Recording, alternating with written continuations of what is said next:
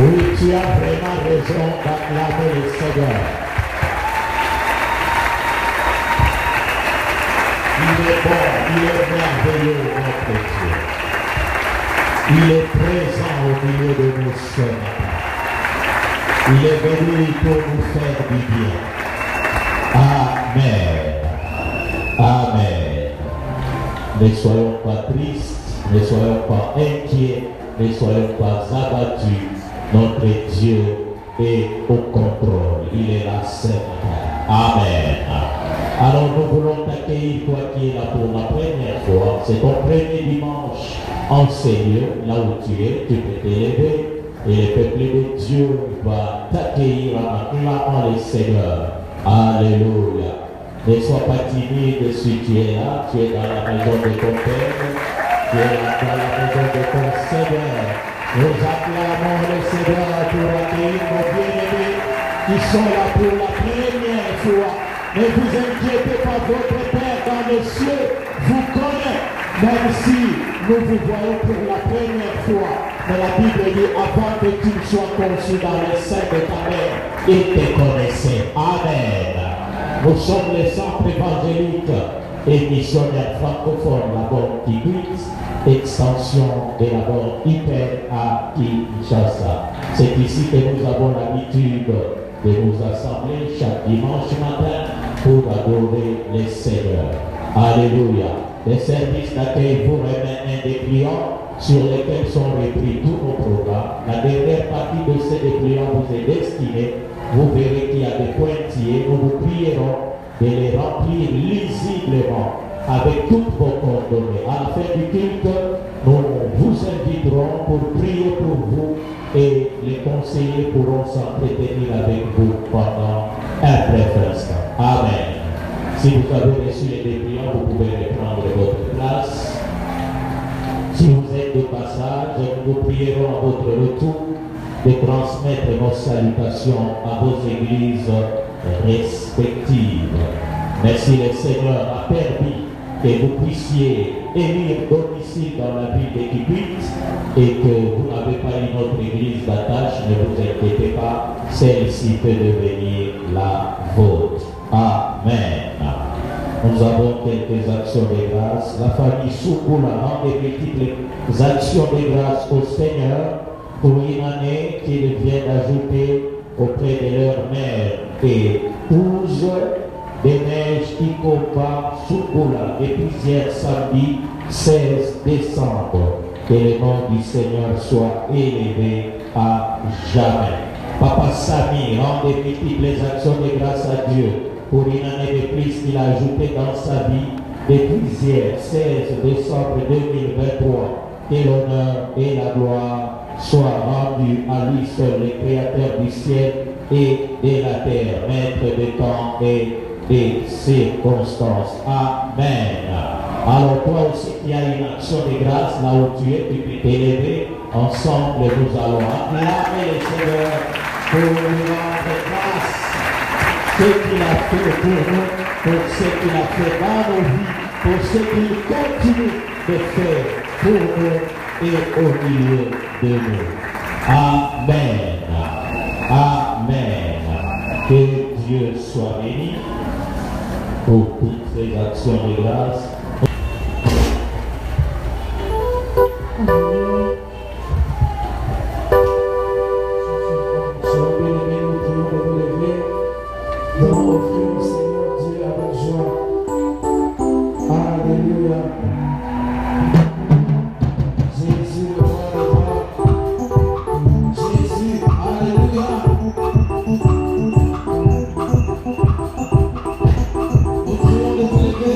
S'il vous plaît.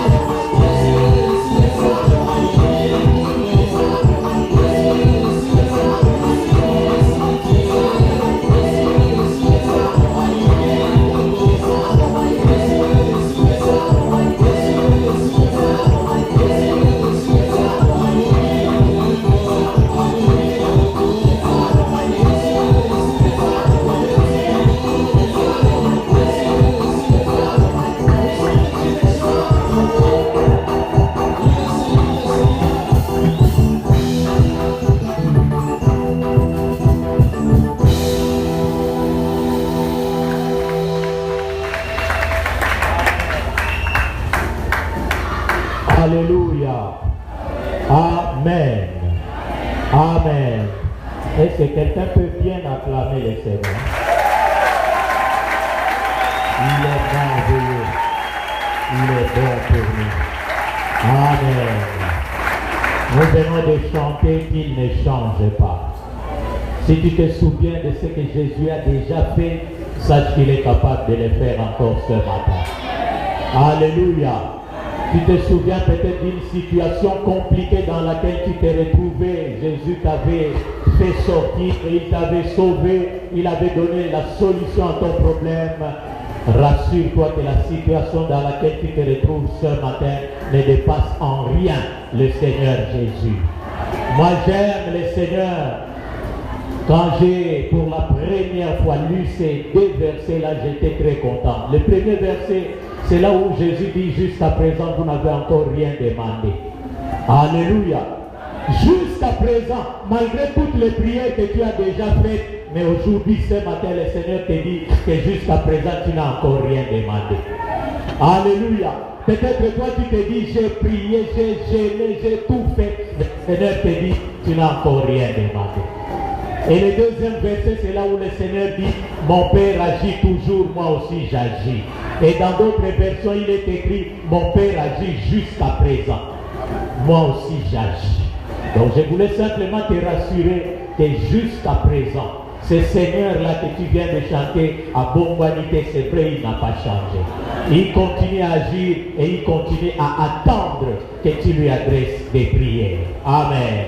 Et le troisième verset, c'est celui où il dit, venez à moi, vous tous. Donc si toi tu es dans ces tous-là, ne t'inquiète pas, ce matin tu peux aller à lui. Et il a la solution à ton problème.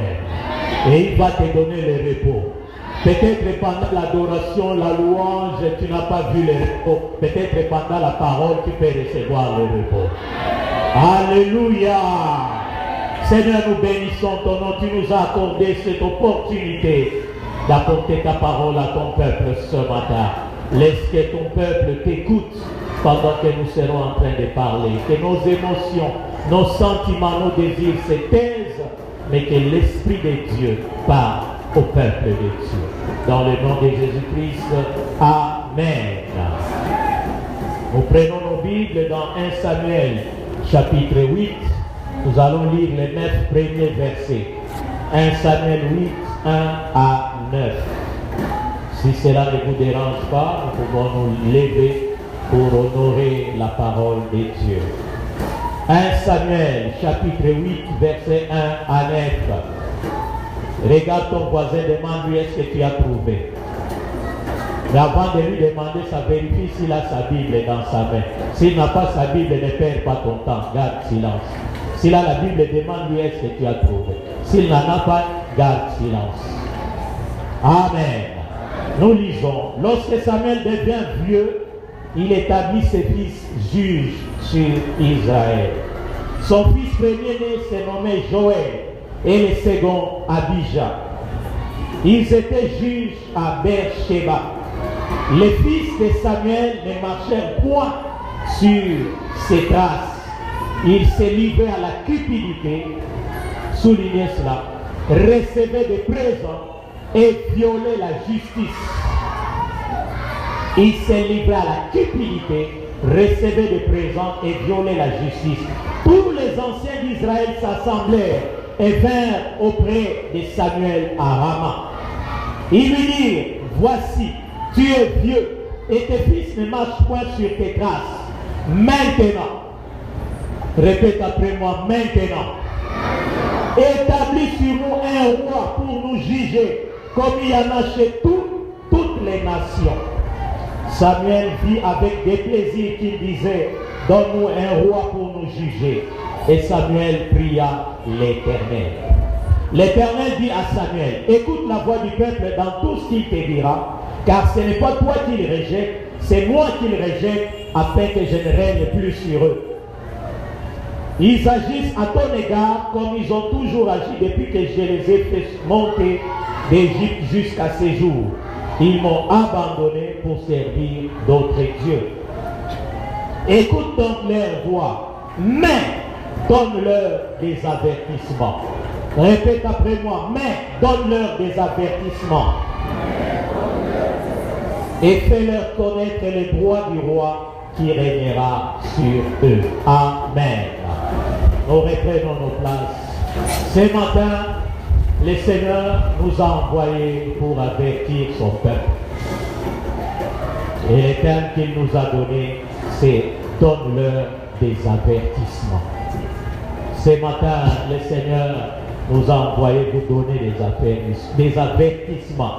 Oh, excusez-moi, je suis un affermisseur, je suis habitué aux affermissements. Mais ce sont les avertissements que le Seigneur m'envoie vous donner ce matin. Et j'aime la formulation de cette phrase. Il pourrait dire avertis-le, mais j'aime la façon dont il a parlé. Donne-leur les avertissements. C'est-à-dire chacun a les droits et même les devoirs de recevoir les avertissements du Seigneur. Parce que le mercredi déjà nous serons devant les urnes pour élire nos délégués, pour élire nos dirigeants, nos autorités. Mais le Seigneur veut nous donner les avertissements. Alléluia. Le grand Samuel, à la fois juge, prophète et sacrificateur, était devenu vieux. Il a servi son Dieu avec zèle, avec force, avec intégrité, parce que Samuel pouvait dire au peuple, de qui est-ce que j'ai une dette? Qui peut s'élever et dire que je lui ai pris même une seule aiguille? Quelle intégrité! Il était juge, c'est-à-dire autorité politique de l'époque, sacrificateur, prêtre de l'époque, prophète, la bouche autorisée de Dieu de l'époque. Mais il peut s'élever devant le peuple et dire, qui d'entre vous reconnaît que je lui ai pris même une aiguille? Et le peuple unanimement a reconnu que personne. Samuel ne devait rien à personne. Tu vas élire ton frère de sang, mais demande-lui de se lever devant ses électeurs pour dire de qui est-ce que je dois quelque chose. Et tu verras, ceux qui vivent avec lui au quartier te diront ce qu'il est réellement. Et moi je prie chaque matin, même avec ma famille, nous disons à Dieu, Dieu, quand les gens seront devant les urnes, recommande au cœur du peuple les hommes et les femmes que toi-même tu auras choisis. Parce que dans ton cœur, maintenant tu penses voter pour ton frère de sang. Donc comme ça, ce qui a dit, la famille. Mais je te rassure, Dieu a écouté ma prière. Quand tu seras devant les urnes avec l'intention de voter pour Papa Niki, tu vas, comme ça sera avec la machine à voter, tu vas cliquer sur la photo de Papa José. Et quand tu sortiras, oh, on a voté Papa José, on a voté Papa Niki. C'est ça ma prière. Alléluia. Maintenant, comme il est devenu vieux, il dit, je laisse la place à mes enfants. Il y a des choses qui ne sont pas héréditaires, comme le pouvoir. Même là où il y a la monarchie, vous verrez qu'il y a certains enfants à qui on laisse le pouvoir qui n'en sont pas dignes et ils détruisent le royaume ou l'empire. Tout n'est pas héréditaire. Malheureusement pour lui, ses enfants ne marchaient pas sur ses traces.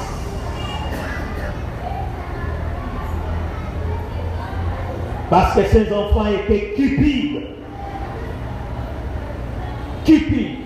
Et j'ai regardé dans le dictionnaire, la cupidité a comme synonyme la convoitise, l'avarice ou l'avidité. La cupidité, c'est le désir immodéré de quelque chose. Et spécialement de l'argent, des biens, des richesses. Les enfants de Samuel étaient cupides. Ils étaient attirés par l'argent. par les biens, par les richesses. Est-ce que l'homme ou la femme pour qui tu vas voter n'est pas cupide? Ne va-t-il pas voler l'argent du peuple pour son ventre, pour sa famille? Mais regarde déjà quand il a présenté sa candidature, qui est son suppléant, et tu comprendras qui il est. Un frère m'a rendu témoignage, comment vous les appelez, une autorité morale de leur parti politique est venu présenter les candidats. Président de la République lui-même, député national lui-même, député provincial lui-même, et suppléant son fils. Alors toi tu vas passer toute la journée au soleil en train de l'attendre et de l'accueillir. Tu travailles pour lui et pour sa famille.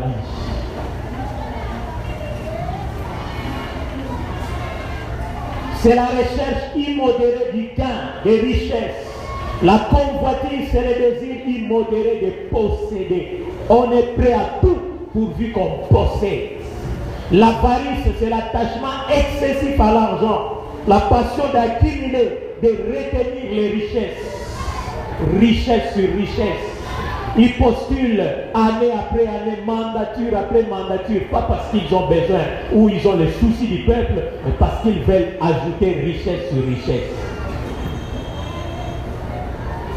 Avidité, désir ardent, immodéré de quelque chose, la vivacité avec laquelle on les satisfait. On est prêt à tout pour satisfaire ses désirs. Même à faire 12 km à pied, ce n'est pas un problème. Mais le but, c'est que je puisse avoir ces postes, ces pouvoirs pour m'enrichir. Deuxièmement, ils étaient corrompus. Ils recevaient des présents. Sacrificateurs, juges qui reçoivent des présents. Quel genre de justice il va rendre? Ils recevaient des présents. C'est-à-dire qu'ils étaient corrompus. La corruption, synonyme dépravation, perversion, souillure, tard, vice. Ce sont des moyens employés pour faire agir quelqu'un contre son devoir. Ils recevaient des présents pour agir contre leur devoir de sacrificateurs et de juges. C'est le fait de corrompre moralement aussi. Et c'est aussi l'état de ce qui est corrompu. La corruption, c'est aussi l'action de détourner quelqu'un de son devoir pour l'engager à faire quelque chose contre l'honneur, moyennant finance. Vous l'obligez à faire quelque chose contre l'honneur, mais vous lui donnez l'argent. Vous lui donnez des présents, vous lui donnez des biens. Quand il vous donne de l'argent pour voter pour eux, ce n'est pas la corruption. Je réponds dans ton cœur, je n'ai pas besoin de ça. Tu as reçu l'argent, tu as reçu 1000 francs. Les 4 jours où tu es allé te réchauffer au soleil, 1000 francs, 1000 francs, 1000 francs, 4000 francs pour voter pour lui. Ce n'est pas la corruption.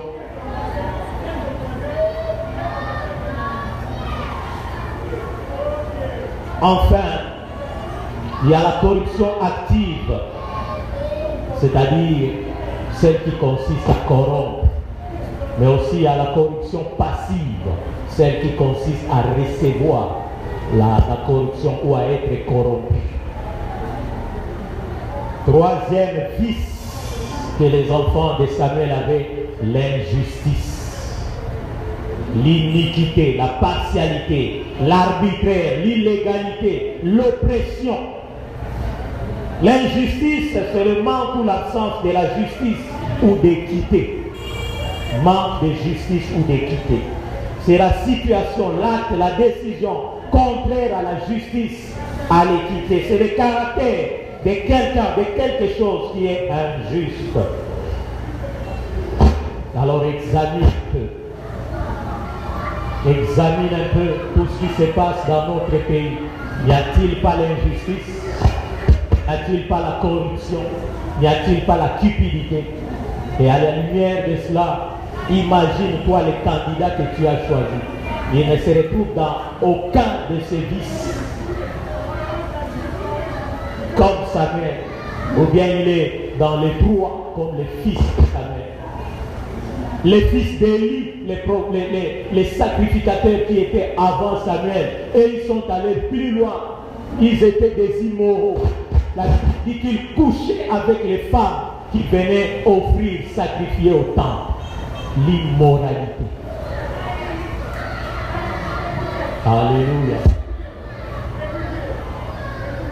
Alors, je sais que nous n'aurons pas le temps de terminer tout ça parce que c'est une étude biblique d'une vingtaine de pages que le Seigneur nous a donné.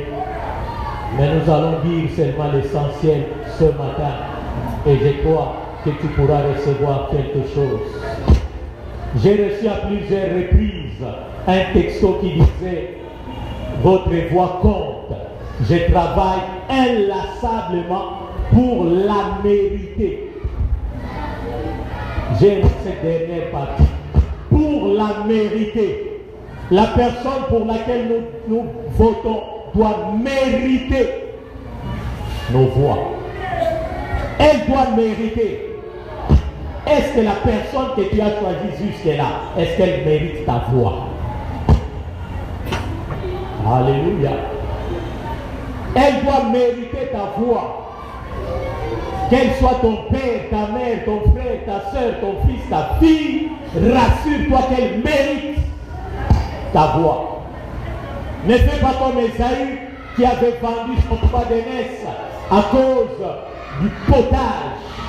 Mais plus tard, il a pleuré. Mais c'était trop tard. Tu vends ta souveraineté à cause de 1000 francs, 2000 francs. Un pagne, je ne sais pas moi, un t-shirt. Mais après, tu viendras pleurer. Tu vas intercéder devant Dieu, mais tu seras coupable parce que c'est toi qui as donné cette voix, qui a compté pour cette personne. Alléluia. Et pendant que j'ai préparé ce message, j'écoutais la musique comme j'en ai l'habitude. Je suis tombé sur un vieux cantique, un ancien cantique. Je crois le titre c'est Nko Sinayuda. Et j'ai écouté ça. Ça fait longtemps que j'écoutais ça, mais je n'avais jamais tiré l'attention. C'est Thomas le Kofe qui chante, il dit Bafé Saraboko Zinaïm Boité. Sogité, moi, au sens, à Simanango, à Kekolia du sens. Donc, si tu donnes ta voix à un chien, il va te dire non, arrêtez avec l'immoralité, mais après il retournera. Comme le disait le pasteur le dimanche. Et Dieu m'a donné l'exemple de Saül, le roi. Nous verrons dans la suite. Saül avait interdit la divination dans le royaume. Personne ne peut consulter les morts pour avoir pour consulter l'avenir. Mais lui-même, à la fin de sa vie, avant sa mort, il est allé consulter une femme à Andorre. Cette femme-là même a dit, non, tu vas me faire parce que le roi Saül a interdit. Au moment où elle ne savait pas encore que c'était le roi Saül. Il avait vomi, mais il est allé lui-même manger ce qu'il avait vomi pour ses intérêts. Il te promet quoi aujourd'hui pendant la propagande? Quand il sera élu, il va oublier, enregistrer, filmer tout ce qu'ils vous ont dit. Vous verrez, nous en avons l'habitude dans ces pays. À 99%, ils ne vont pas réaliser ce qu'ils ont dit. Ils ne le feront pas. Et quand ils reviendront avec d'autres refrains que vous allez gober comme d'habitude. Et ainsi de suite. Les années antérieures, j'entendais vous les appeliez des coqs du village. Cette année, je n'ai pas entendu ces refrains-là, coqs du village. Sous Sois-Boile. Vous avez changé, vous les appelez qui maintenant? Parce que moi, je ne suis pas dans ces bêtises-là, je ne suis pas vos gens-là. Hein? Voilà. Maintenant, c'est sous Sois-Nzoli pareil. Donc, les coqs de la maison, plus du village, mais de la maison. Et en 2028, ils reviendront avec d'autres slogans que vous allez chanter à longueur de journée. Demande à ton voisin, tu as fait combien de kilomètres depuis que la propagande a commencé? À pied. Il y a des champions. Tous les candidats qui viennent, ils sont derrière eux. Ils font des marathons à pied. Mais quand on leur dit, faisons la marche pour le Seigneur, annonçons la parole, non, ils n'ont pas le temps. Mais un mois, chaque jour, 12 km de l'aéroport jusqu'à la tribune, chaque jour, aller-retour. Tu as demandé le transport à qui? Maintenant, si on te dit allons à Kazamba pour annoncer la parole, non, papa, transport exact, quand tu es allé à l'aéroport, transport aux Ouattouas. Demande à ton voisin, se retrouve. Moi, j'ai vu plusieurs, ici à Tabora, j'ai vu des mamans là-bas, devant cette maison-là. Ah, oh, maman église là-dessus. Ils avaient... Donc tout ce que nous disons là-bas, ils ont pas déjà dit. Et le petit là qui me conduisait me dit, papa, ils ont fait 4 jours ici. Aujourd'hui, c'est le dernier jour, heureusement que cette femme-là est partie. C'est comme ça que tu vois qu'il y en a plus nombreux. J'ai dit, ah bon, 4 jours. Vous veillez. Vous faisiez quoi? Vous veillez, vous priez, ou bien vous faisiez quoi? Et bon, pendant ces 4 jours-là, comment tu nourrissais ta femme, ta famille? Et quand on dit retraite de toute l'église, on reste à l'église, oh non, papa, il faut du manatongo, bon, quand tu es allé à la retraite là, de cette maman-là, de votre parti politique, alléluia. Alors nous allons rapidement voir l'exemple d'un candidat, le roi Saül. Alléluia. Saül était le premier roi que Dieu a donné à son peuple. Le peuple a demandé à Dieu, donne-nous un roi. C'est ainsi que Dieu avait dit Samuel, donne-leur des avertissements. Je vais établir un roi sur eux, mais donne-leur des avertissements. Nous ne lirons pas tous les passages parce que nous n'avons pas le temps. 1 Samuel chapitre 8, nous allons lire seulement quelques versets qui nous intéressent directement. Nous revenons au verset 9. 1 Samuel 8, verset 9. Écoute donc leur voix, mais donne-leur des avertissements et fais-leur connaître le droit du roi qui régnera sur eux. Saül, 1 Samuel chapitre 15. Vous lirez tous les chapitres à la maison.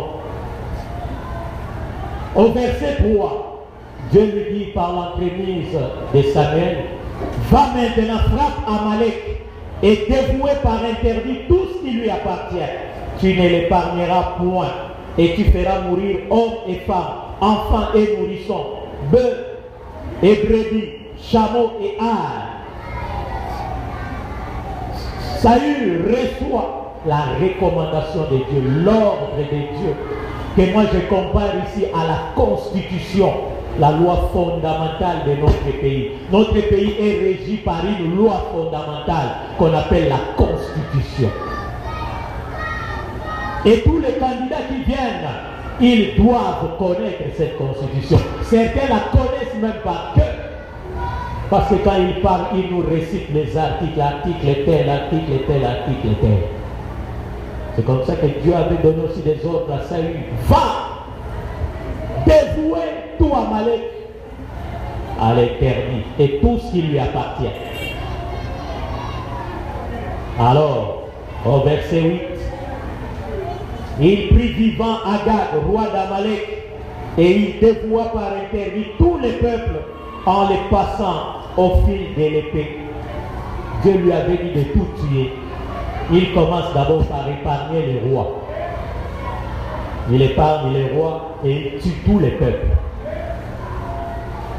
Pourquoi il a épargné les rois? Moi je crois que parce qu'il était roi comme lui. Il était du même rang que lui. Il a épargné mais il a tué tous les peuples. C'est de l'injustice. Deuxièmement, je pense qu'en plus de ça, le roi lui avait promis des présents.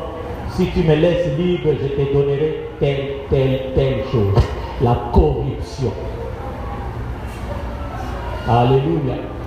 Ils connaissent la constitution, mais quand ils seront en train de voter des lois, on va leur donner des enveloppes la veille. Et le lendemain matin, cette loi-là ne passera pas. Parce qu'elle n'est pas agréable pour les dirigeants en place. Samuel 15, verset 9. Mais Saül et le peuple épargnèrent Agag et les meilleurs brebis, les meilleurs bœufs, les meilleures bêtes de la seconde portée, les agneaux gras et tout ce qu'il y avait de bon. Ils ne voulurent pas les dévouer par interdit. Et ils dévouèrent seulement tout ce qui était méprisable et chétif. Tout ce qui était bien bon, ils ont épargné ça.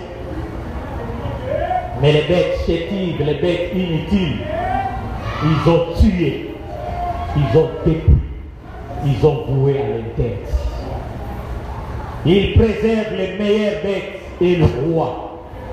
Pourquoi? Parce qu'ils avaient l'intérêt dans ces meilleures bêtes et dans ce roi, la cupidité. Ils sacrifient les bêtes chétives et le peuple faible, encore l'injustice. Alléluia. Et c'est comme ça qu'on vote des lois pour des salaires énormes pour ceux qui sont élevés. Et pour les pauvres enseignants, les pauvres fonctionnaires de la République, 100 000, 200 000 francs.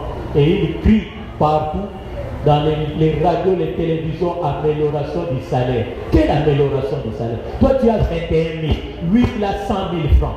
Quel est le rapport? Tu épargnes les bêtes grasses pour toi et les chétives, tu jettes ça aux fonctionnaires. Et ces mêmes fonctionnaires, naïfs comme ils sont, ils vont te donner leur voix, les 20.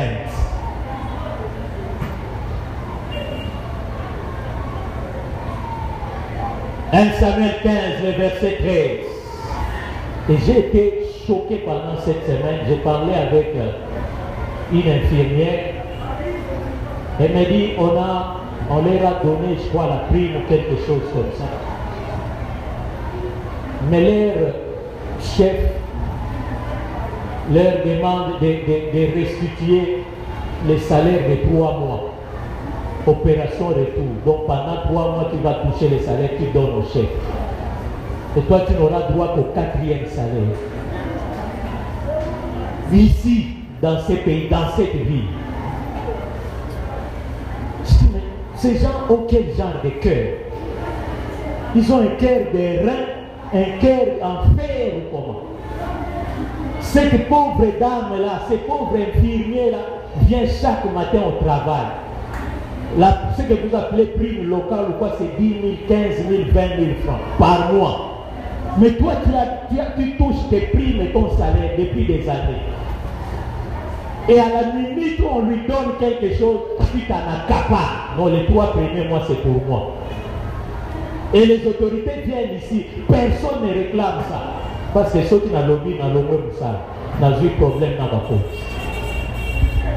C'est ça le Congo. Quelle méchanceté.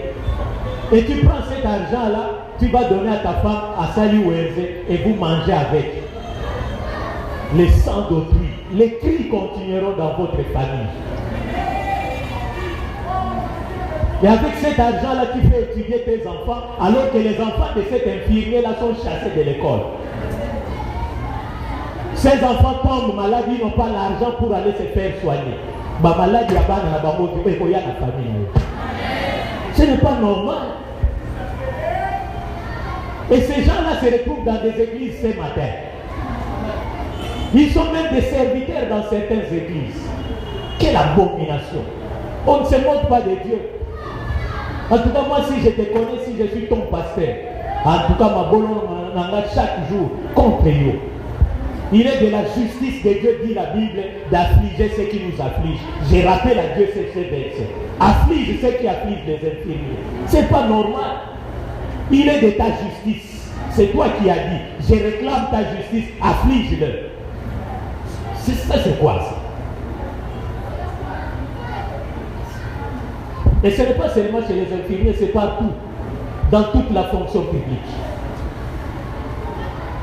Dès que les salaires sortent, le salaire qui va démarrer, il faut que vous ayez l'opération retour 3 mois, 5 mois, 10 mois, une année. Et tous les discours démagogiques qu'on vient nous donner ici, nous gobons ça et nous allons leur donner des voix. Ils ne les méritent pas. Moi j'ai dit, si moi j'étais dans vos partis politiques là, ou si j'étais autorité, j'allais les conduire à Kanzoni. Nous descendons à pied, dès qu'on arrive à Kinkwanza, on entre à Kanzoni. On ressort par les pompes. Meeting au quartier Ngulunzamba à Kanzoni, pas à la tribune. C'est pas normal. 1 Samuel, chapitre 15, le verset 15. Saül répondit, ils les ont emmenés de chez les Amalécites, parce que le peuple a épargné les meilleures brebis et les meilleurs bœufs, afin de les sacrifier à l'Éternel ton Dieu. Et le reste, nous l'avons dévoué par interdit. Est-ce que Dieu leur avait dit de réserver quelque chose pour eux? Il a dit, tuez tout, hommes, femmes, enfants, bêtes, jeunes et vieux. Ils épargnent, ils disent, non Samuel, tu vois, ça nous avons épargné pour offrir à Dieu. Non, l'article tel de la Constitution dit ceci, mais parce que il y a la jurisprudence, il y a les circonstances atténuantes, parce qu'il a déjà été ceci, il a déjà fait cela, et on change la Constitution en faveur d'eux. Ils les ont emmenés, pas moi mais le peuple, hypocrite. C'est lui qui a donné l'ordre. Vous croyez que le peuple à cette époque-là pouvait ordonner au roi, faites ceci? C'est le roi qui a donné l'ordre et le peuple a obéi. Mais devant Samuel, l'envoyé de Dieu, il dit non, ce n'est pas moi, c'est le peuple. Et dans ces pays, nous connaissons des gens qui disent ça. Non, le peuple a dit ceci, nous parlons de la part du peuple, nous défendons l'intérêt du peuple. Ils ont le peuple dans leur bouche. Mais est-ce que le peuple se retrouve dans ce qu'ils ont ou dans ce qu'ils font? Ce n'est pas moi, c'est le peuple qui a dit. Pendant qu'ils sont en train de circuler, ils disent non, je suis le candidat du peuple, je suis ceci du peuple, je suis la voix du peuple, je suis ceci du peuple.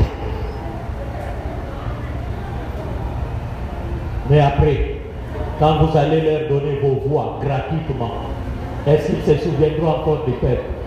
Ils reviendront vous voir en 2028. Donc dès que vous allez les élire maintenant, rendez-vous en 2028. Dis à ton voisin ça, peut-être il ne sait pas. Dis-lui ça.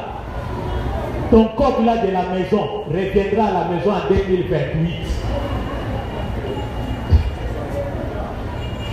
Il rejette la faute sur le peuple. Et le reste, nous l'avons dévoué par l'interdit. Là, il s'introduit dans l'action. Comme je le disais tantôt, ils interprètent la Constitution en leur faveur et en celle de leurs autorités morales. 1 Samuel 15, 21. Mais le peuple a pris sur les butins de brebis et de bœufs comme prémisse de ce qui devait être dévoué afin de les sacrifier à l'Éternel ton Dieu à Gilgal. Mensonge. C'était pour ton troupeau, ce n'était pas pour les peuples. 1 Samuel 15, 24. Alors Saül dit à Samuel, j'ai péché car j'ai transgressé l'ordre de l'Éternel. Je n'ai pas obéi à tes paroles. J'ai craigné le peuple et j'ai écouté sa voix. Combien de fois ils reviennent dans leurs vacances parlementaires pour vous écouter et pour entendre vos voix? Lâches. Ils se cachent derrière le peuple, derrière la base. Non, la base a dit, la base a décidé. Maintenant, ils sont dans vos bases. Après, ils vont partir, ils vont oublier la base. Moi, je me demande toujours, moi, mon député, ce que vous appelez aujourd'hui député provincial, pendant la Deuxième République, conseiller régional, on les appelait, mais il était enseignant, chef d'établissement d'enseignement primaire, directeur d'école primaire. Je me souviens, j'étais en 6e primaire quand il est allé faire sa propagande. Je n'ai vu ni t-shirt, ni chapeau, ni argent, ni sac. Il a pris seulement son vélo, il a mis son sac derrière et il est parti. Il a fait sa propagande sans argent, sans rien donner. Il a fait sa propagande. À l'époque, c'était différent. Il était élu d'abord conseiller des collectivités, conseiller des secteurs. Au niveau du secteur, on l'a élu conseiller du territoire. Au niveau du territoire, on l'a élu conseiller régional. Et à cette époque-là, ils n'avaient pas de salaire de 21 000 $ comme aujourd'hui.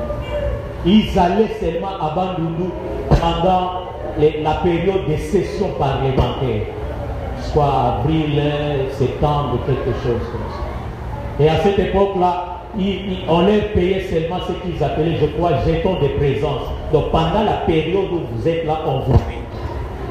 Et vous rentrez chez vous. Vous reviendrez seulement à la prochaine session et on va vous payer à cette période-là. Alléluia.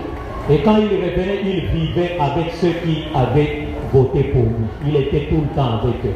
Se promenait avec eux, vivait avec eux, mangeait avec eux. Il connaissait leurs problèmes. Quand il rentrait là-bas, il défendait leurs problèmes. Je me souviens à cette époque-là, les routes des desserts agricoles étaient très très bien entretenues. Et mon père m'a expliqué comment ils avaient fait pour que le gouvernement puisse supporter ces routes-là. Et chaque jour, je voyais un cantonnier à chaque kilomètre en train d'entretenir la route. Et aujourd'hui, nous travaillons pour leur vente. Nous leur donnons des voies pour leur vente. Ils s'enrichissent, ils achètent des grosses voitures et ils vont faire les tapages dans les quartiers quand ils reviennent. Et c'est nous qui irons veiller devant leur portail jusqu'à leur retour. Alléluia. Donne-leur des avertissements. Il est temps, nous nous arrêtons là, que l'Éternel bénisse sa parole.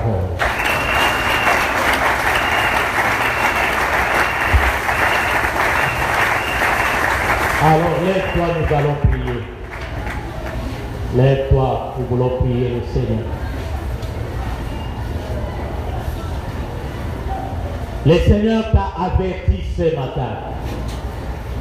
Moi, je n'ai qu'une seule requête à te donner. Demande à Dieu de te recommander des hommes et des femmes selon son cœur comme candidat pour qui tu vas voter le mercredi. Élève ta voix et prie le Seigneur.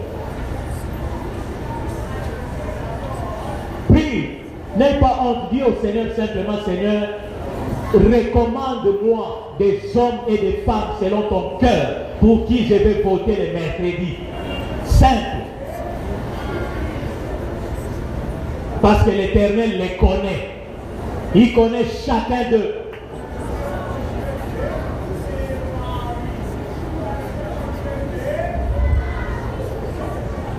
Te bénissons, Seigneur. Merci pour cette parole. Tu nous as avertis. Et je crois que nous sommes préparés. Quand nous serons devant les yeux, nous ne serons pas seuls. Du reste, n'est-ce pas toi qui as dit, voici, je suis avec vous tous les jours jusqu'à la fin du monde. Sois avec nous, conduis-nous, rappelle-nous constamment les candidats que tu nous recommandes afin que nous puissions voter pour eux. Ainsi, ils pourront faire ta volonté dans ces pays. Dans le nom de Jésus. Amen.